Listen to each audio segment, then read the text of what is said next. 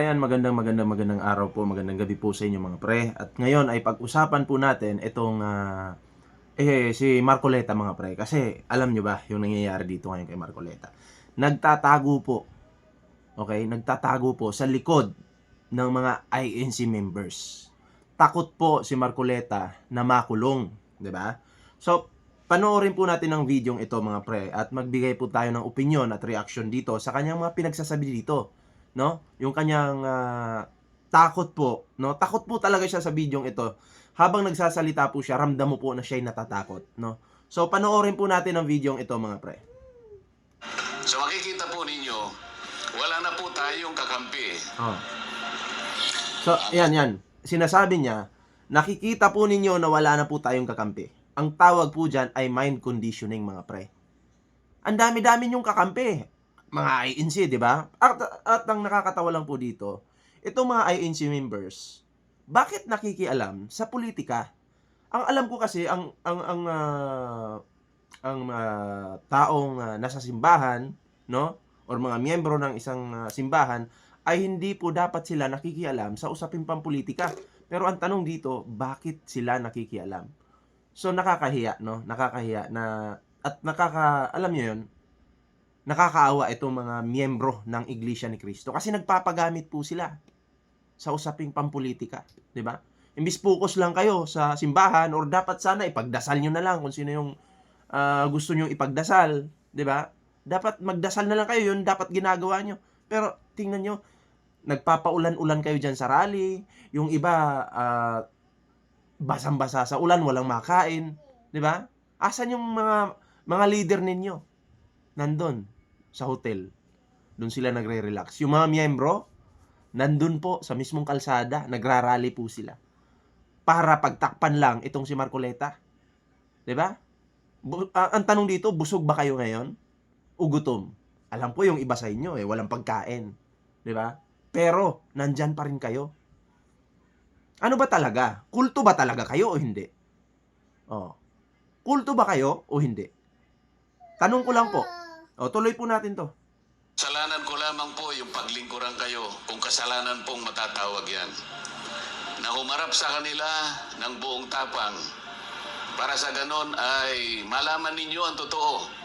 Malaman ninyo kung sino ang nagkasala sapagkat gusto nating Ayan ang kasalanan lang naman daw po ni Marcoleta ay paglingkuran kayo. Ang tanong po dito, etong si Marcoleta na miyembro ng Iglesia ni Cristo, pinaglingkuran po ba ang taong bayan? Hindi po. Ang pinaglilingkuran lang po ng manlilinlang na taong ito, walang iba kundi ang mga Duterte. Duterte. Yun lang po.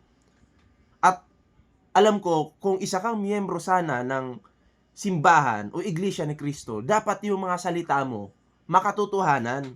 Hindi mo nililin lang yung kapwa mo Iglesia ni Cristo. Yung pangako mong kuryente na 2,000 pababa, hindi mo tinupad yon Marcoleta. Sinungaling ka.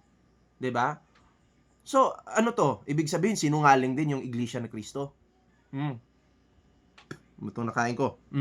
Sinungaling din yung Iglesia ni Cristo. 'Di ba? Kasi, yung pangako po hindi natupad. Napako, nakakahiya po ito. 'Di ba? Marami pa namang mga miyembro yung umaasa doon sa pangako ni Marcoleta. Pero, binaliwala lang po ni Marcoleta. Tapos ngayon, ipagtatanggol nyo, pagtatakpan nyo. 'Di ba? Isipin nyo po yung sarili nyo. Isipin nyo po yung kalusugan nyo. Huwag po si Marcoleta. Dahil yan taong yan, kayo mismo, ginagago. panagutin lahat ng mga taong ito. Ngunit, kapag ako'y kanilang inaresto, hindi na po matutuloy yan. Akala po nila ay maililibing ito sa limot. Ayan takot po dito si Marcoleta na maaresto mga pre. Takot po siya, 'di ba? Kasi di umano kinasuhan po ito ng plunder, 'di ba? So kung talagang matapang ka at alam mong wala kang ginawang masama, harapin mo 'yan. Hindi ka dapat nagtatago, lawyer ka eh. Alam mo yang pagtatago, sign of guilt 'yan. Lawyer ka, dapat alam mo 'yan. Pero bakit hindi mo ina-apply sa sarili mo, Marcoleta? 'Di ba? So alam na, pag nagtago po ang tao, alam niya sa sarili niya na guilty siya. Duwag siya, takot siya. Yun lang po yun mga pre. Tuloy po natin. Ang isa pa pong inaasahan nila ay hindi na po ako makakasali doon sa impeachment proceedings na nakatakda pong magsimula sa susunod na linggo. Hindi ka talaga makakasali kapag nakulong ka. Ano ka ba, Marcoleta? Nag-iisip ka ba? Kasi bias ka na eh. Ang pangit kasi dyan, one-sided ka. Hindi mo tinitingnan yung ebidensya. Okay? Hindi mo titingnan, kukontrahin mo lang yung ebidensya. Alam namin yung gagawin mo.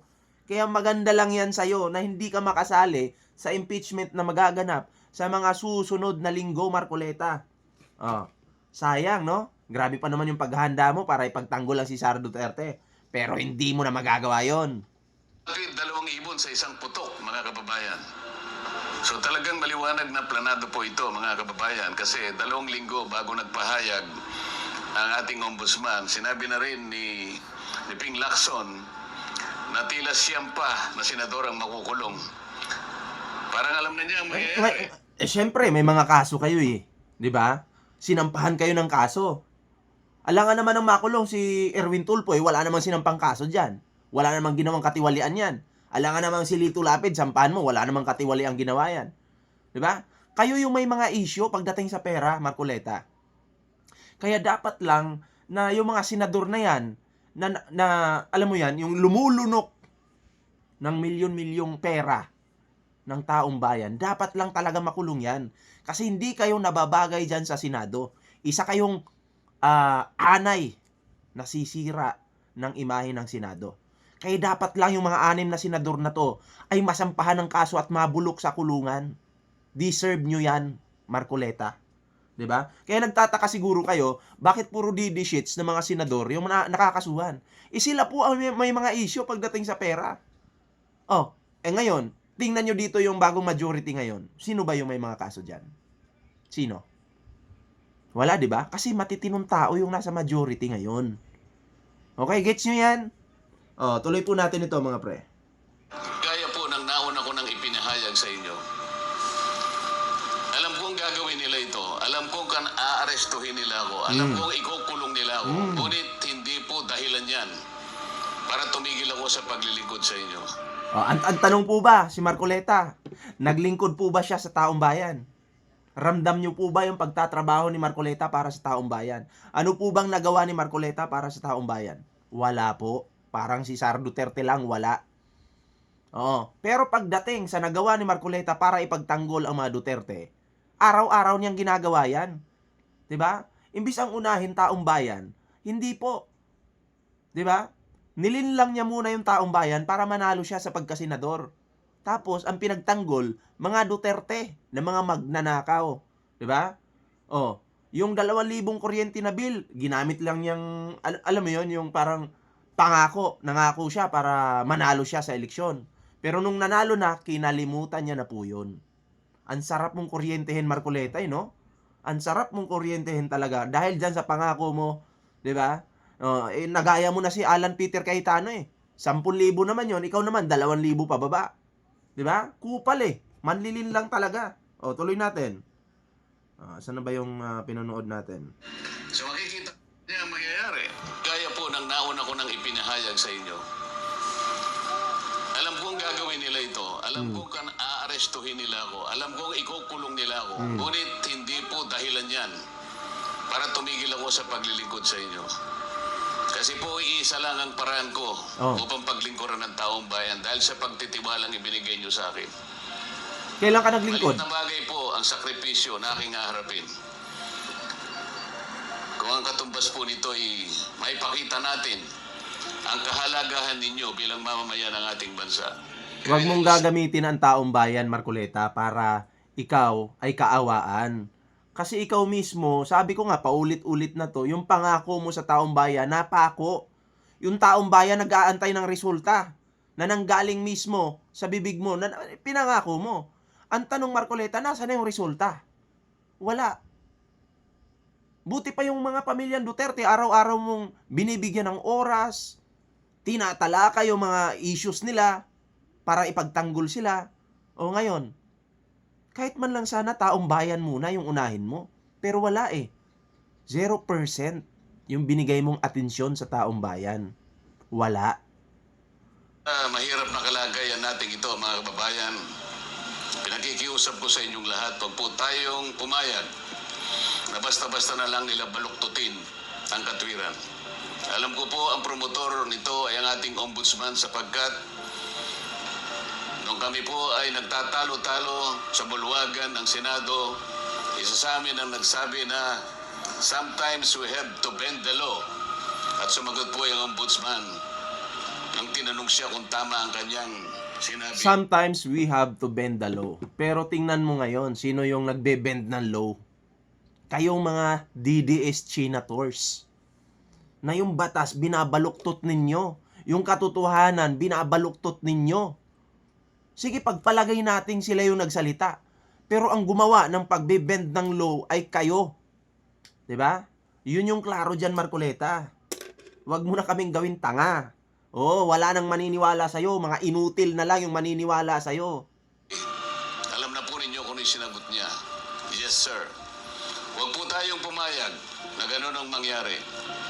Kahit ano po ang mangyari, ilaban po natin ang katwiran. Dahil ang katwiran po ang magpapalaya sa atin. Ito ang magbibigay sa atin ng tagumpay bilang mamamayan at bilang isang bansa.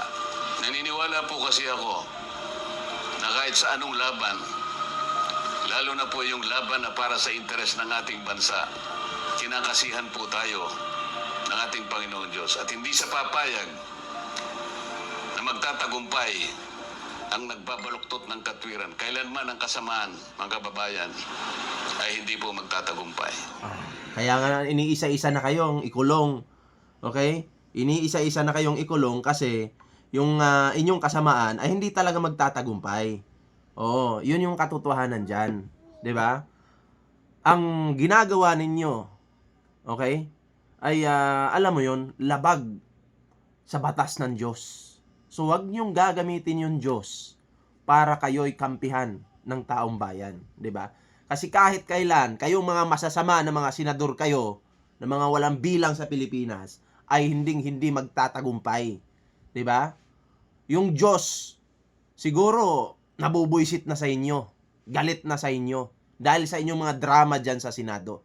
'Di ba? Tama na, Marcoleta. Harapin mo yung problema mo ngayon. Huwag kang magtatago sa likod ng mga Iglesia ni Cristo, yung mga miyembro dyan. Sila kawawa, nagpapaulan-ulan dun sa labas ng sa kalye, 'di ba? Yung iba may sakit. Kaya kawawa po itong mga Iglesia ni Cristo, no. Nagpapauto po. Focus lang sana kayo sa simbahan ninyo. Bakit nakikialam kayo sa usapin pampolitika? Hindi ninyo kaya ang gobyerno ni PBBM. Kahit pa maglabasan kayong lahat, wala kayong magagawa, 'di ba? Gobyerno pa rin, batas pa rin ang nakakataas. Totoo 'yan, 'di ba? So kayo po mga pre, ano po yung inyong reaction dito? Comment down below para naman po mabasa natin yung inyong kanya-kanyang opinion at reaksyon sa videong ito. So magandang gabi po, share this video, like, share, subscribe po mga pre. Ingat po lahat.